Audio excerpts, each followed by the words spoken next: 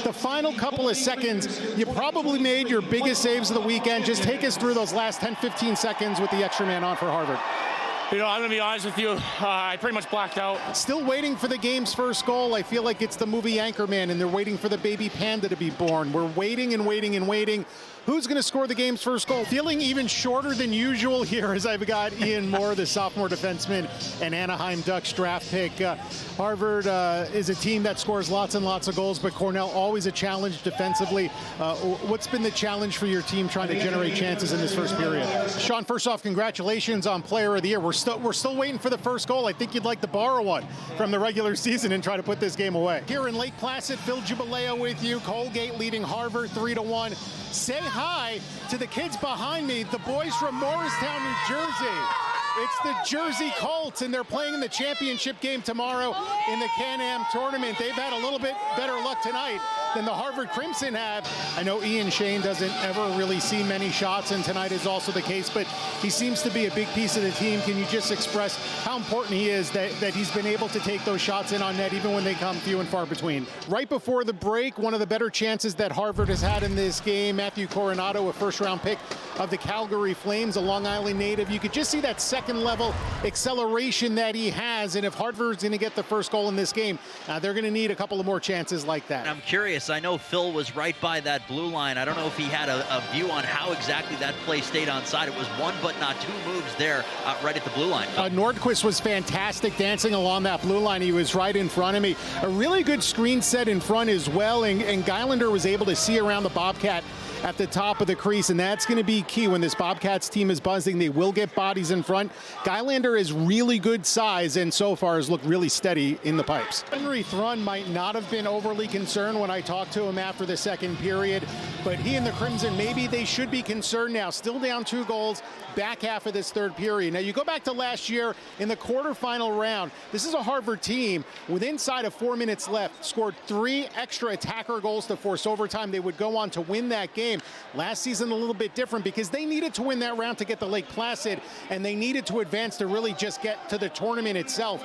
Without the help, they did end up winning the Whitelaw Cup, of course.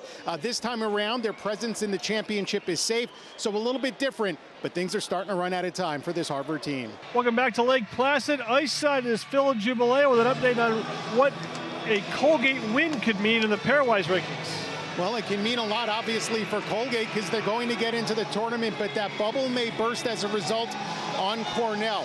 Why is that the case? Well, right now, Northern Michigan is up a couple of goals with about 8 minutes left in the third period. Later on tonight, Colorado College is going to try to also be a bubble buster as well as they play St. Cloud State. We already know that the Atlantic hockey winner is going to get the number 16 seed. So who are the biggest fans for Harvard in the third period? Perhaps none other than those of the Big Red. If you want an unsung hero for the Quinnipiac Bobcats, Jaden Lee. He's made some really big plays in front of the net, preventing second chances for Colgate. The Raiders, meanwhile, have been able to do what few other teams have been able to do. Get the middle of the ice and use their speed to gain zone entry on the Bobcats. Most teams like to dump and chase. Colgate has one of the speedier teams in the nation. Now, the Bobcats are going to have a little bit over 1 minute of power play time. When we begin the third period, they generated some really good offensive chances down the stretch. That came off the heels of killing off that 5-minute major power play.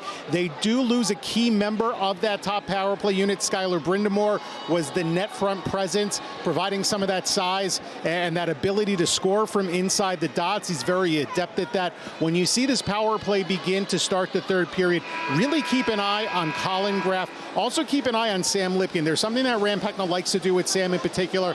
He'll tell him to get lost, and you'll see Sam Lipkin sort of drift away from the play and then kind of flash back in front where he's often on the back post for a pass, or they'll look to set up Ethan DeYoung in the bumper. We'll see how things get started for this team in the third period. But it's really crunch time right now for the Bobcats if they're going to get this game tied. They had some good momentum, but Carter Geilander has been a top-notch goalie in this game. Back to you guys. Thanks, guys. Ethan, the game-tying goal on the power play. They give you guys enough chances. You generate it. Against a goaltender like Carter Geilander, it seemed like that was the kind of goal that you guys needed. Bodies in front, and you were in the right spot. Yeah, I mean, he's a great goalie, and I think like the power play has been buzzing except for one. It's only a matter of time. We're going to get one, and we knew it was going to be greasy. You lost a key player in Skylar Brindamore with that game misconduct. There's a lot of depth on this Quinnipiac team. What are some of the things that you've done to just kind of cover his absence? Because it looks like you haven't missed a beat. Well, like you said, we have a ton of depth. We have guys stepping up in his spot. They're even throwing me in center, so it's a little new for me. But, we're comfortable. We're confident with the guys we got here. And, yeah, we're going to get this win. Overtime hockey, that's what the playoffs are all about, right? So you've been there before. What's it about during this intermission to try to get ready for the extra frame? I think it's about the team that's most composed and sticks to their game plan. There's a lot of pressure out here. And, guys can go a little rogue and, start playing a different game. So we just got to stick to the game plan. We know we're the better team, and we just got to, stick this through. Thanks a lot for joining us, and good luck.